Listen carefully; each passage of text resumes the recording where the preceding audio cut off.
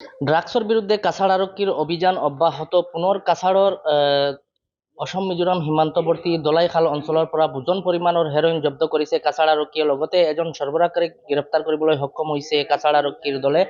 আৰু কাছাড় আৰক্ষীৰ বিশেষ এক অভিযান চলিছিল আৰু এই অভিযানত প্ৰায় 1 কেজি 700 গ্ৰাম হেৰইন জব্দ হৈছে। লগতে এগৰাকী সৰবৰাহকাৰীক কাছাড় আৰক্ষীয়ে গ্ৰেপ্তাৰ কৰিবলৈ সক্ষম হৈছে।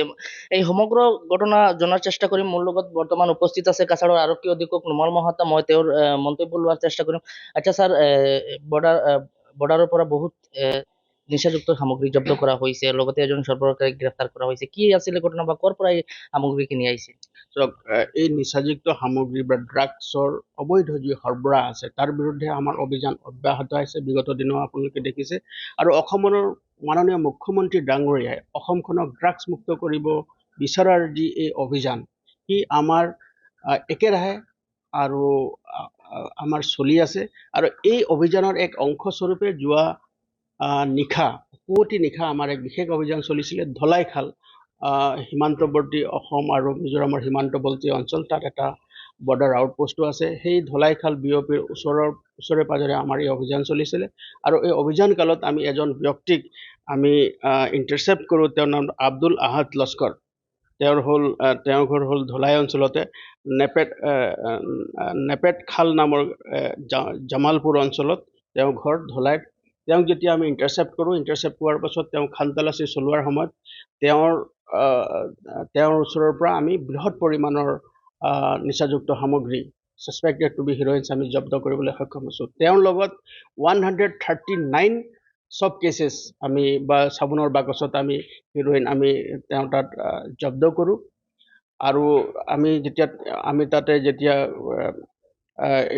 ঘটনাৰ যি অঞ্চল, সেই অঞ্চলত যেতিয়া আমি তাক ওজন কৰোঁ, সেই ওজন কৰাত তাৰ 1.700 কিলোগ্ৰাম ওজনৰ বৃহৎ পৰিমাণৰ নিচাযুক্ত সামগ্ৰী আমি জব্দ কৰোঁ।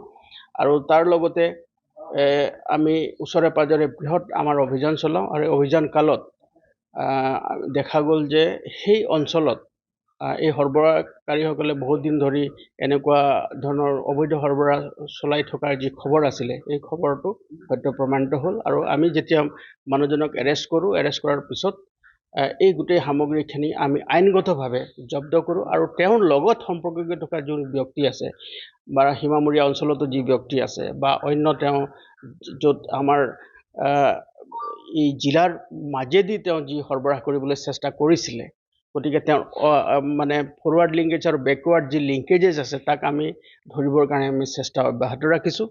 আৰু এই যিখিনি অবৈধ সামগ্ৰী আমি জব্দ কৰিবলৈ সক্ষম হৈছোঁ, এই অবৈধ সামগ্ৰীখিনিৰ আজিৰ যিটো চোৰাং বজাৰত ইয়াৰ মূল্য প্ৰায় 8.5 কোটি টকা হ'ব।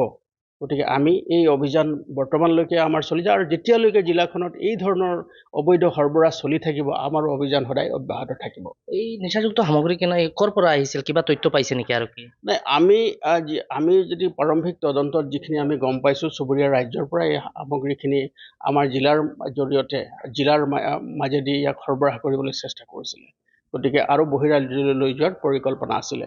গতিকে আমাৰ যি অভিযান আছে, অভিযান কালত এই কথাখিনি আমি গম পাইছোঁ। আৰু প্ৰাৰম্ভিক তদন্ত এতিয়া চলি আছে। কিন্তু ইয়াৰ লগত সম্পৰ্কিত থকা আন ব্যক্তি যি হ'ব পাৰে, আইনৰ আওতাত যিসকল আহিব, তেওঁলোকৰ বিৰুদ্ধে আমি কঠোৰতম আইনগত ব্যৱস্থা ল'বৰ কাৰণে আমি তৎপৰ হৈ আছোঁ। নিশ্চয়কৈ ইয়া আছিলে কাছাড়ৰ আৰক্ষী অধীক্ষক নুমল মহাত্তাৰ মন্তব্য। আৰু ইয়াতে এটা কথা উল্লেখ কৰিব লাগিব যে ড্ৰাগছৰ বিৰুদ্ধে কাছাড় আৰক্ষীৰ কঠোৰ স্থিতিৰ পাছতো দেখা গৈছে কাছাড়ত প্ৰতিদিনেই ড্ৰাগছ সৰবৰাহৰ চেষ্টা চলাই আছে একাংশ ড্ৰাগছ মাফিয়াসকলে। আৰু কাছাড়ৰ যি সীমান্ত অঞ্চল আছে, অসম মিজোৰাম সীমান্ত অঞ্চলৰ কাছাড়ৰ দলাইখালৰ পৰা পুৱতি নিশা এক অভিযান চলিছিল কাছাড় আৰক্ষীৰ। আৰু এই অভিযান কালত পুনৰ বৃহৎ পৰিমাণৰ হেৰইন জব্দ হৈছে। প্ৰায় 1 কেজি 700 গ্ৰাম ওজনৰ হেৰইন জব্দ কৰিছে আৰক্ষীয়ে। লগতে এগৰাকী সৰবৰাহকাৰীক আৰক্ষীয়ে গ্ৰেপ্তাৰ কৰিবলৈ সক্ষম হৈছে। আৰু কাছাড় আৰক্ষী অধীক্ষকে জানিবলৈ দিয়া মতে এই নিচাযুক্ত সামগ্ৰীখিনি চুবুৰীয়া মিজোৰামৰ পৰা আহি আছিল আৰু কাছাড়ৰ মাজেদি বহিৰাজ্যত সৰবৰাহ কৰাৰ পৰিকল্পনা আছিল। এই সমগ্ৰ ঘটনালৈ কাছাড় আৰক্ষীৰ তদন্ত অব্যাহত।